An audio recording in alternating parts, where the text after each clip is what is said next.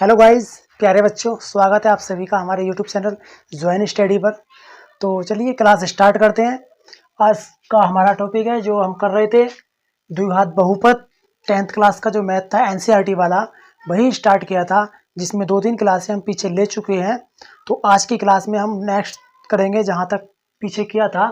तो हमने बहुपद के बारे में बहुत कुछ जान लिया था, उसको बेसिक से समझ लिया था कि बहुपद किसे कहते हैं पिछली क्लास में। तो यदि आपने अभी तक पिछली क्लास नहीं देखी है तो पिछली क्लास भी देख लीजिए, यदि आपको सीक्वेंस में समझना है चीज़ों को। तो यदि चीज़ों को समझना है अच्छे तरीके से, बेसिक तरीके से जान लेना है, तो कैलकुलेशन अच्छे से जान लेनी है, तो पिछली क्लासों को भी देख लीजिए और तभी आपको एकदम बेस्ट कंटेंट लगेगा। तो क्लास स्टार्ट करने से पहले आप सभी से कहना चाहूँगा कि जल्दी से अपने दोस्तों को सब्सक्राइब, अपने दोस्तों को शेयर कर दीजिए, ताकि उन्हें भी एक बेस्ट तरीके से कैलकुलेशन सहित पूर्ण संपूर्ण हल गणित का मिल सके। क्योंकि 10th क्लास का एनसीईआरटी वाला यूपी बोर्ड वाला गणित हम हल कर रहे हैं। तो जल्दी से जोड़ लीजिए अपने दोस्तों को और बता दीजिए और शेयर कर दीजिए, और जल्दी से कमेंट कर ज़रूर बताइए हमें भी कि आपको कंटेंट कैसा लगा। तो चलिए वीडियो स्टार्ट करते हैं। आज का सवाल है हमारा कि हमने जो प्रश्नावली के सवाल हमें हल करने थे, उससे पहले बेसिक से सीखा था पिछली क्लास में हमने। तो आज की क्लास में हम करने वाले हैं कि जो संपूर्ण एग्जाम्पल दे रखे थे उसमें पहली प्रश्नावली में जो एग्जाम्पल दिए हुए हैं बहुपद के, उन एग्जाम्पलों को करेंगे। उसके बाद हम सवाल करेंगे, क्योंकि रिक्वेस्ट थी कि एग्जाम्पल हल नहीं हो पाते हैं बच्चों से। तो अब एग्जाम्पलों को की जो दिक्कतें हैं, जो हार्डली एग्जाम्पल हैं, जो हार्ड इंपॉर्टेंट एग्जाम्पल हैं, हम उन्हीं एग्जाम्पलों को लेंगे और एकदम बेसिक से कैलकुलेशन करेंगे एकदम बेस्ट तरीके से, ताकि आपको आसानी से समझ आ सके। तो चलिए देखते हैं इसमें क्या है।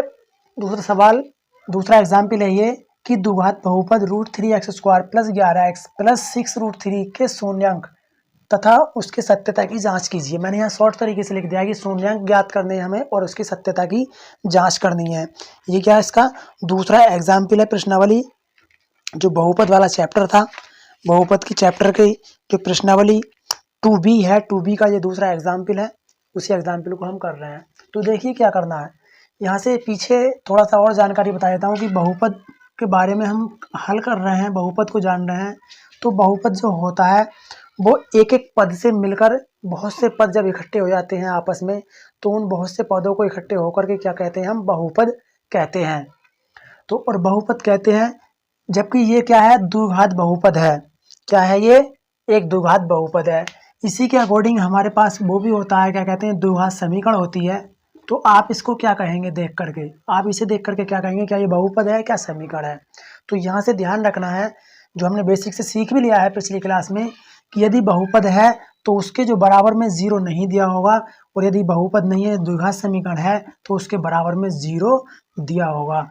ये खास करके बहुपद और द्विघात समीकरण और द्विघात बहुपद की पहचान होती है कि द्विघात बहुपद का मान 0 नहीं होता और द्विघात समीकरण का मान क्या होता है, 0 होता है। लेकिन जब हम इसको हल करते हैं तो जब शून्यांक निकल के आते हैं, तो वहाँ शून्यांकों का बहुपद का मान 0 मानकर ही हम किसी के शून्यांक की सत्यता की जांच कर लेते हैं। तो चलिए देखते हैं कैसे कैसे होता है, किस तरीके से आपको हल करना है, एकदम बेसिक से करना है।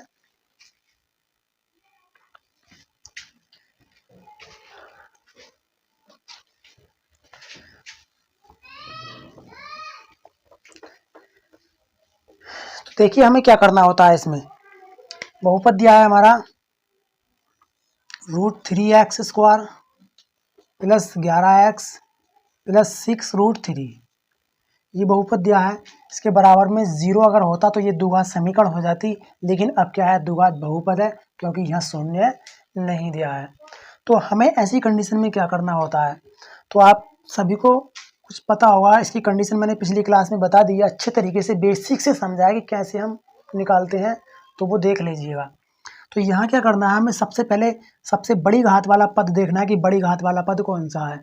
तो बड़ी घात वाला पद इस तरीके से है। अगर ये सवाल मैं कहूँ कि ये इस तरह से नहीं लिखा होता, ये इस तरह से लिख दिया होता 11x + 6√3 और प्लस के √3x², अगर इस तरह से लिखा होता तो ये निश्चित रूप से एक सीक्वेंस में नहीं है सवाल। ये द्विघात बहुपद जो है वो सीक्वेंस में नहीं लिखा हुआ है, तो पहले हमें इसे सीक्वेंस में लिख लेना होता है। तो जबकि यहाँ सवाल में जो है सीक्वेंस में पहले से ही लिखा हुआ है, तो यहाँ हमें कोई भी दिक्कत नहीं होने वाली है। तो अगर इस तरह से लिखा हो तो सीक्वेंस में उसे लिख लेंगे। कैसे कि सबसे पहले बड़ी घात वाला कि बड़ा चर, उससे छोटा चर, फिर उससे छोटा जो अचर पद होगा। तो ये सीक्वेंस में लिखा हुआ है। तो यहाँ से दो घात वाला पद सबसे बड़ा पद देखेंगे। इस दो घात वाले पद को क्या करेंगे, लास्ट वाला जो पद है अचर पद, उसकी क्या करेंगे, गुणा करेंगे। क्या करेंगे, गुणा करेंगे। किसमें, एक तो दो घात वाले पद में और अचर पद में, दोनों में क्या करेंगे, आपस में गुणा करेंगे। तो देखिए यहाँ कर देते हैं, इसको कर रहे हैं, क्या दिया है कि √3x² और गुणा 6√3। जब इनकी गुणा करेंगे हम तो आप सभी को पता होगा कि √3 और रूट वाली संख्या की आपस में गुणा करते हैं। जब रूट वाली संख्या की रूट से गुणा करते हैं तो ये रूट में कितना हो जाएगा, 3, और इसके बाहर कोई संख्या नहीं है तो यहाँ क्या है, 1 माना जाता है। क्या माना जाता है, यहाँ पे 1 माना जाता है, क्योंकि ये एक √3 है और ये 6√3 है। तो जो बाहर वाली संख्या है उसकी उससे गुणा करेंगे, और जो रूट वाली संख्या है वो रूट वाली संख्या के साथ ही गुणा करनी है। तो 1 से 6 गुणा करेंगे कितना हो जाएगा, 6 हो जाएगा। √3 की √3 से जब गुणा करेंगे तो देखिए रूट के अंदर 3 और गुणा 3, अब क्या हो जाएगा, ये 6 अंदर 3 है तो 3 का होल स्क्वायर हो जाएगा, और इस स्क्वायर से ये घात कट जाएगी वर्ग से, तो क्या हो जाएगा 6 और ये गुणा में 3, अब कितना हो जाएगा, ये 18। तो यहाँ से हमारा जो मान बना स्क्वायर वाले पद से और अचर पद से गुणा करने के बाद कितना बना, 18 बना। अब हमें क्या करना होता है कि ये जो 18 बना है, इस 18 के हमें क्या है, गुणनखंड करने होते हैं। क्या करने होते हैं, ध्यान रखिएगा, इसके गुणनखंड, इसके ऐसे दो गुणनखंड करने होते हैं कि जो बीच में x वाला पद है, जो मध्य पद दिया हुआ है ये वाला, कि इस पद के मान बन जाए। कैसे, इसके ऐसे दो गुणनखंड करने हैं हमें कि उन दोनों ही गुणनखंडों को यदि जोड़ें या आपस में घटाएं या उनका अंतर हो या उनका योग हो, वो कितना होना चाहिए, 11 हो जाना चाहिए। कितना हो जाना चाहिए, 11 हो जाना चाहिए।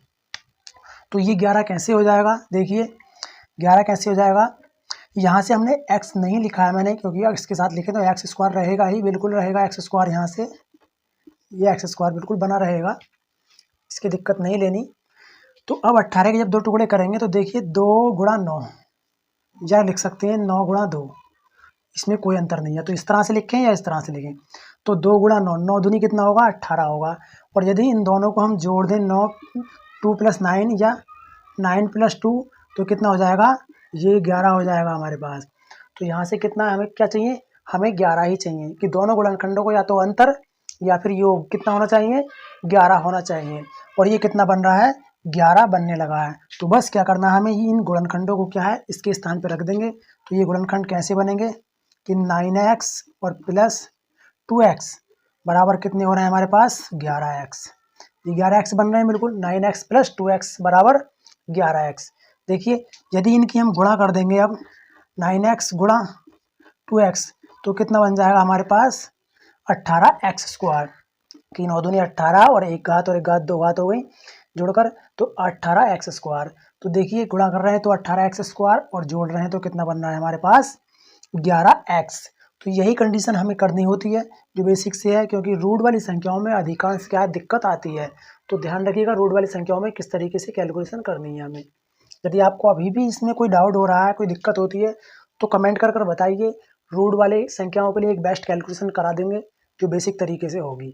तो चलिए करते हैं। अब क्या करना है हमें, √3x² प्लस इस 11x के स्थान पे क्या है, ये वाला मान रख देंगे हम, 9x प्लस के 2x और प्लस 6√3, ये मान हुआ। अब क्या करना है, यहाँ से जोड़े बना लेंगे दो पदों के, 2 पद ये हुए और 2 पद ये हुए।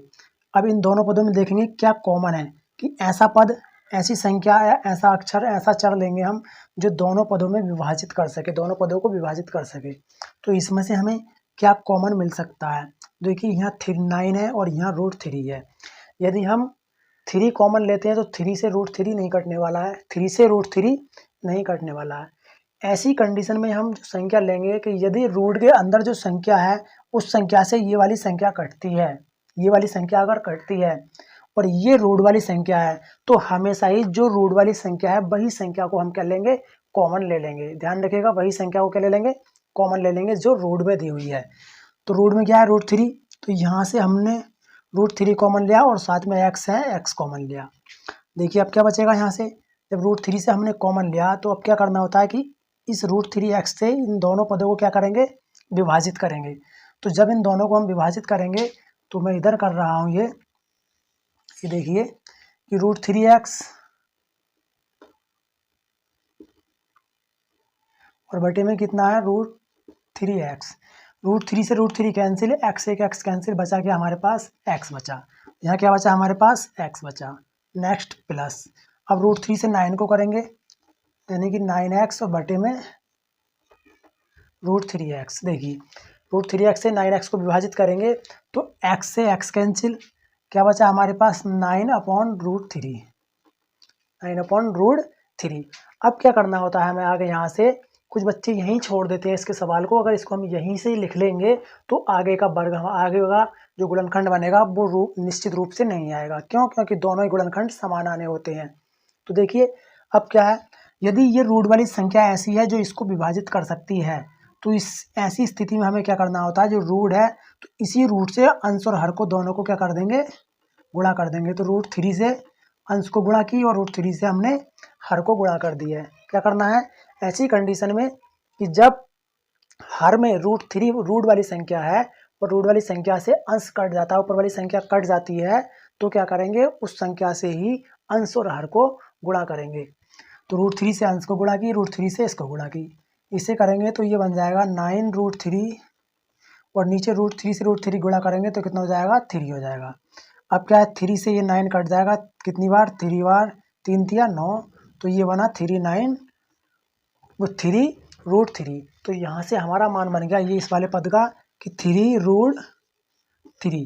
क्योंकि ऐसे सवालों को जो है सीक्वेंस में बेसिक तरीके से कोई नहीं करा के देता, इस तरह से नहीं बता के देता, डायरेक्टली गुणनखंड कर देते हैं, शून्यंक निकाल देते हैं और बच्चों को समझ में नहीं आता है। तो अब आपको समझ आ रहा होगा।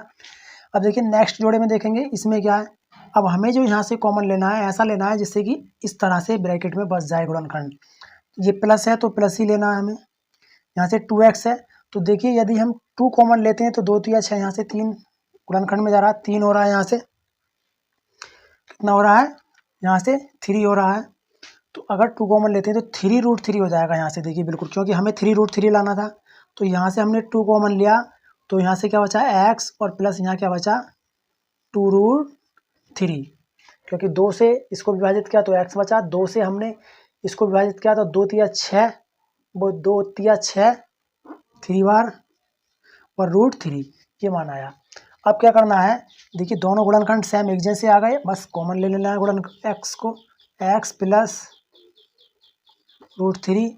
यहाँ से क्या बचा हमारे पास √3x, तो अगले ब्रैकेट में रखेंगे √3x, यहाँ से क्या बचा प्लस के 2, ये मान हमने यहाँ रख दिया। तो ये आ गए हमारे 2 शून्यांक। क्या है 2 शून्यांक।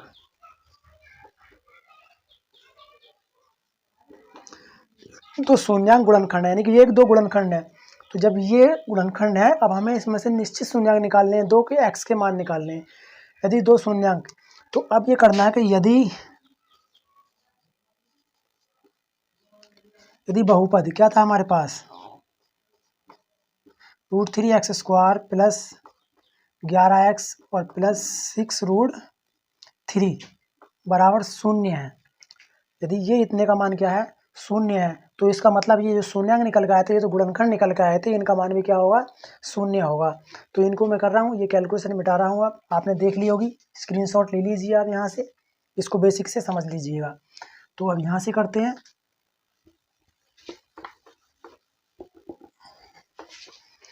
देखिए क्या करना है अब हमें, जब ये इतने का मान है इसका मतलब इनका मान भी क्या होगा 0 होगा। तो ये गुणनखंड है x प्लस 3√3, फिर नेक्स्ट ब्रैकेट था √3x प्लस 2 बराबर क्या है 0, यानी कि दोनों गुणनखंडों का मान कितना होगा 0। x प्लस 3√3 बराबर 0, ऐसे इस वाले को कर लेंगे √3x प्लस 2 बराबर 0। इसको अगर हम कर लें हल करें तो x बराबर कितना हो जाएगा, वो ये माइनस का हो जाएगा 3√3।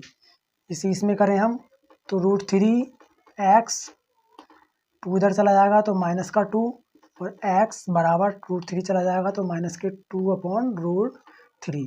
तो एक शून्यांक ये आ गया हमारे पास और दूसरा शून्यांक क्या है, ये आ गया। तो ये थे द्विघात बहुपद के शून्यांक। क्या थे, द्विघात बहुपद के दो शून्यांक निकल गए कि x का मान -3√3 और x बराबर -2/√3। अब हमें क्या करना होता है यहाँ से कि इनकी सत्यता की जांच करनी होती है, कि इनकी जांच करेंगे। सत्यता की जांच क्या करनी होती है, देखिए सत्यता की जांच में हमें करना होता है कि शून्यांकों का योग, नंबर 1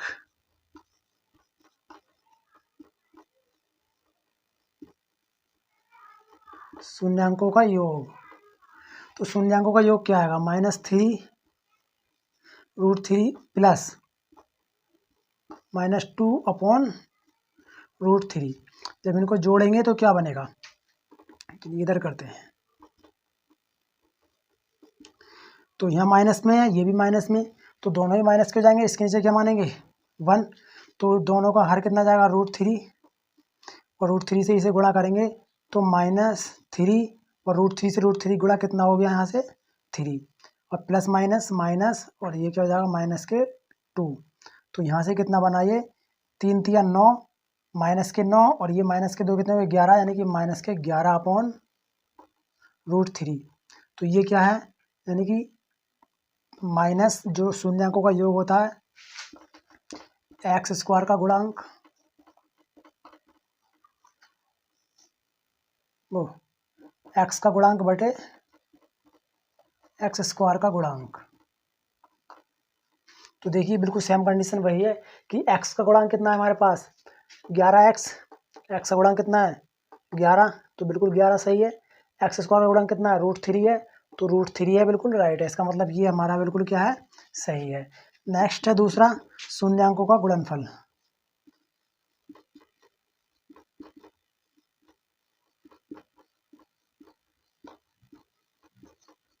शून्यांकों का गुणनफल, तो इनकी गुणा कर लेंगे -3√3, और अगला क्या है -2/√3। जब इनकी गुणा करेंगे तो कितना बनेगा, देखिए इसके नीचे अगर 1 मान लें और ये क्या है गुणा में है, तो इससे इसकी गुणा होगी, तो रूट वाले की रूट से होती है, ये बाहर वाला बाहर से, तो 3 दूनी 6, और माइनस माइनस क्या हो जाएगा +6√3, और नीचे इसकी गुणा करेंगे तो कितना हो जाएगा √3, तो कितना हो जाएगा √3। यहाँ अब √3 से √3 क्या होगा, कैंसिल हो गया, बचा कितना 6, कितना बचा हमारे पास 6 बचा। तो जब 6 बचा तो ये क्या है हमारे पास, ये क्या है अचर पद, और बटे में x² का गुणांक। तो ध्यान रखिएगा कि हम इस तरीका से क्या है शून्यांकों की जांच करते हैं, शून्यांकों की सत्यता की जांच कर लेते हैं कि हाँ किस तरीके से शून्यांकों की जांच हो सकती है, कि शून्यांकों का योग क्या होता है x का गुणांक बटे x² का गुणांक होता है। तो जब हमने शून्यांकों का योग किया तो हमारे पास वही मान आया जो इसके अनुसार मान आना था, जो ये इसलिए राइट है। ऐसे ही शून्यांकों का गुणनफल करेंगे, तो जब दो शून्यांक जो निकाले थे हमने, उन्हीं दोनों शून्यांकों की आपस में गुणा की हमने, जब गुणा की तो मान बना हमारे पास 6।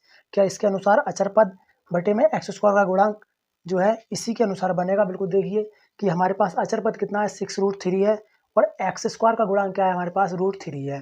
तो जब हम 6 और अपन में √3 यानी कि 6√3 बटे में √3 रखेंगे तो ये देखो मान आया, और √3 से √3 कैंसिल हो गया, तो क्या बचा हमारे पास 6 बच गया है। तो जो मान शून्यांकों का योग गुणनफल में आता था तो सत्यता की जांच थी, ये दोनों ही क्या है राइट है, ये भी क्या है राइट है। तो ये था दूसरा सवाल जो बहुत ही पेचीदा सवाल था। इस सवालों को बहुत कम ही बेसिक से समझाया जाता है, तो आपको अच्छे से समझ आ गया होगा। तो चलिए नेक्स्ट में फिर मिलते हैं, और ये इतना ही छोड़ते हैं, नेक्स्ट सवाल फिर करेंगे आगे। तो आपको कैसा लगा वीडियो, सवाल की कैलकुलेशन कैसी लगी, डिस्कशन कैसा रहा, कमेंट कर ज़रूर बताइएगा। और जल्दी से अपने दोस्तों को शेयर कर दीजिएगा ताकि उन्हें भी एक बेस्ट तरीके से कैलकुलेशन मिल सके और गणित का संपूर्ण हल मिल सके विद एग्जाम्पल के। तो बने रहिए इसी तरह से हमारे साथ बने रहिए और अपने दोस्तों को जोड़ते रहिए। यदि आपने अभी तक सब्सक्राइब नहीं किया तो जल्दी से सब्सक्राइब कर लीजिए ताकि आपको बेसिक से मैथ की क्लास मिल सके और संपूर्ण हल जानकारी मिल सके आपको। तो कर लीजिए सब्सक्राइब, और साथ में पा लीजिए सब्सक्राइब करने के बाद, क्योंकि वीडियो मैंने साइंस की अपलोडेड वीडियो कर रखी है, आपको साइंस का कंटेंट भी बिल्कुल फ्री मिलने वाला है। तो चलिए बने रहिए, यहीं छोड़ते हैं वीडियो को। थैंक्स, जय हिंद।